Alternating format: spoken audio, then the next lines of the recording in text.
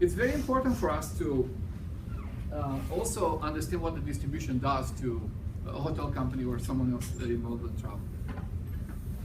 We're supposed to attain the broadest possible reach, right? Reach the broadest group of customers within our target market. Now remember, not all the customers or consumers will be equally likely to buy our products, and that's what the differentiation begins, right? Some companies differentiate based on demographics, some others differentiate based on geography, some others differentiate based on psychographics, right? Like beliefs and attitudes of people, right? Green hotels and things like that. So within the target market, we want to expose, we want to provide the product to the largest number of people in those target markets.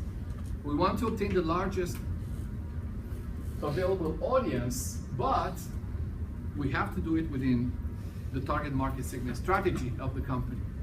Okay, if we don't do it this way, we'll try to sell a product that is not likely to meet or exceed the expectations of the customers in those segments. Some people will buy, but there will be a mismatch. They're not going to be happy. So you have to align all this stuff, and you have to keep an eye on the cost. Cost of distribution is quite high, right? And what we want is to win conversion, right? Conversion means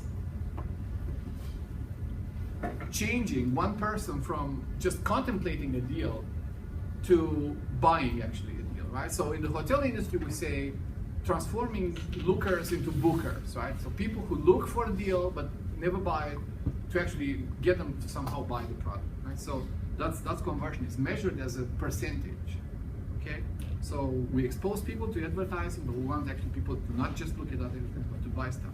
We'll skip the first part, we don't have time for it. We'll skip this part. What I want to focus is on this for a few minutes. This is really, really important. The most basic task for the GDS was inventory control and to manage the rate. And that still is the most, basic, the foundation tasks for this system. But eventually, by adding other tasks and by adding technology functionality to the core tasks that he had, the GDS or the GDSs have moved into more strategic roles, right? And they add more value to the company, right? So they started with inventory control and rate management. They added data repository services. They can store a ton of data, right? So that's really important. They can disseminate all this information pertaining to deals, okay? So they can push the information to all the retailers.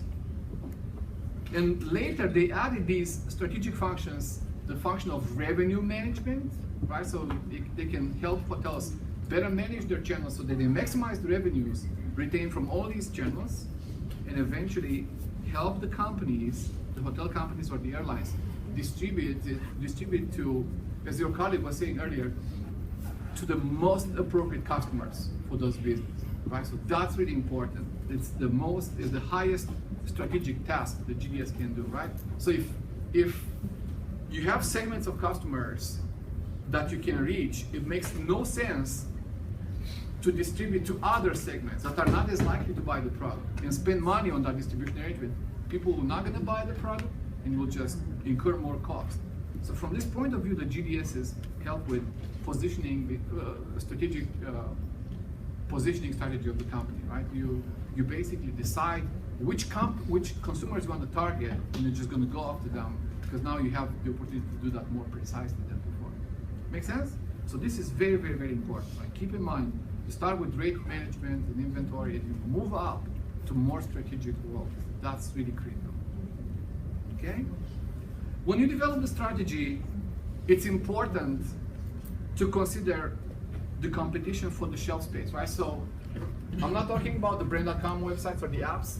I'm talking about if you are a hotel and you want to sell inventory and you end up selling on Expedia or Orbitz, right? Now customers do a search and they have to find it within the upper part of the site, or at least on the first page of the results. Right? So Expedia figured it out a long time ago, and they allow you to pay more in order to be listed on top of the list, right? That's very interesting because that contributes to the consolidation of the position of the OTAs. Now, make sense?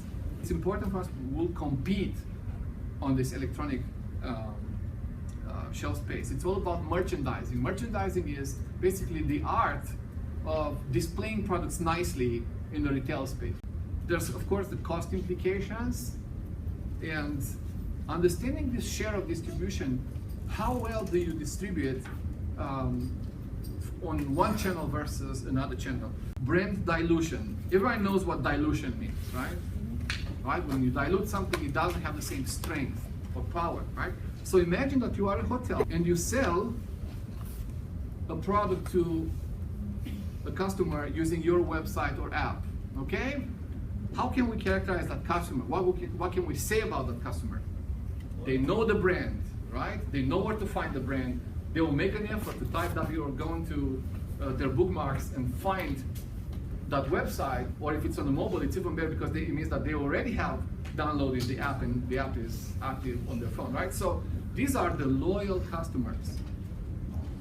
They like the company, okay? But now think about the same inventory sold through a GDS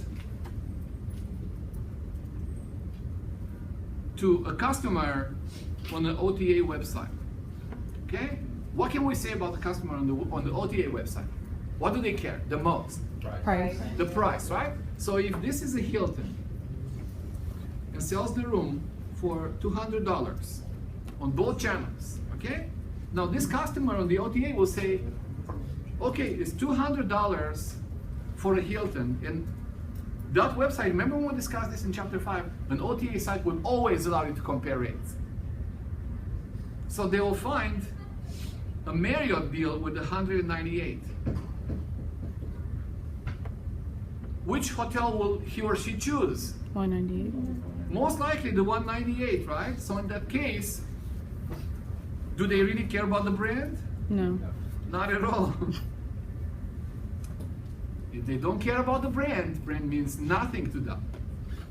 And that's a situation when brand dilutes its power to convert people to buyers, right?